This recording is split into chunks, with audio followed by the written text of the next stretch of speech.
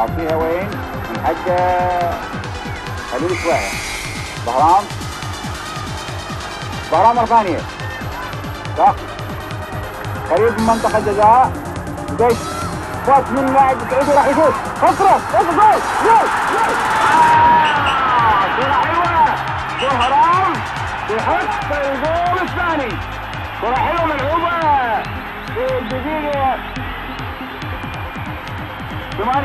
38 يحط محمد بهرام من كرة حلوة يا مجهود راوغ مدافعين السعودية شايفينها